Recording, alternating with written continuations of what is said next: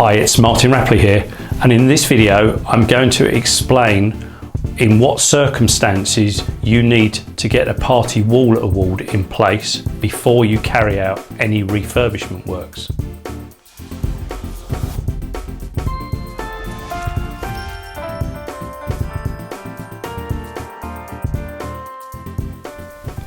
Now, the Party Wall Act is all about putting in place a process for you and your neighbour to agree that work is being carried out on or near the party wall.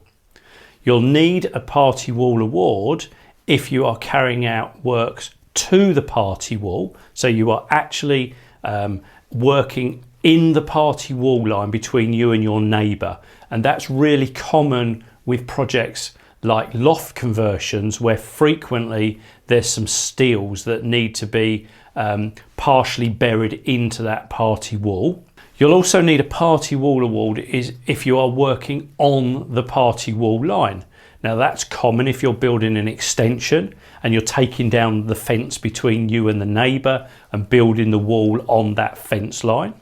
That's also going to apply if you've got, let's say you've got a fence that needs to come down. In theory, that's still on the party wall line, so you might need to deal with the neighbour there. The other thing to think about is things like garages. Frequently there's garages on the party wall. You might not be working in the garage, you might be demolishing the garage to be able to do an extension or something like that. But if that garage is on the party wall line, then that's the second reason you'll need a party wall award.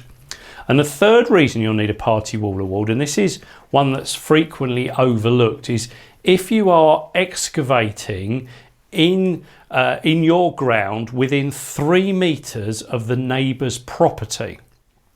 And remember, the neighbour's property is not just the house. It could be a detached garage or a workshop or something like that out in the garden.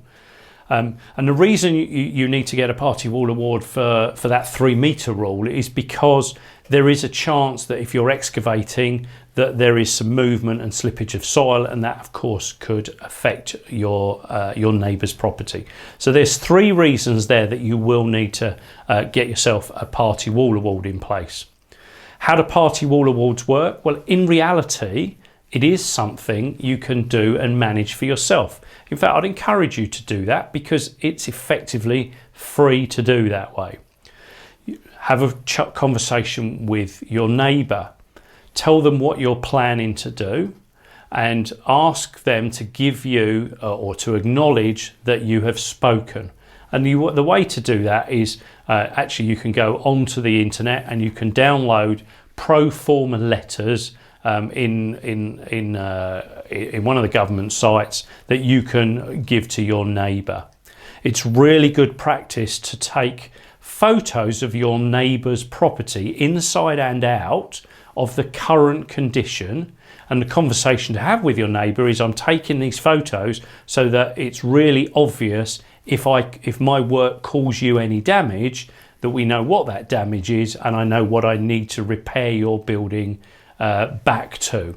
By the way, in over 30 years of construction work, I've not had many projects where we actually have caused any damage to the neighbour's building. So it is really rare, but it's all about having a protocol in place.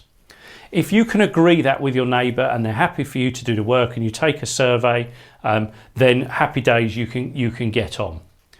Where you may have some challenges is if your neighbour's not happy with that protocol, and at that point you may need to appoint a party wall surveyor.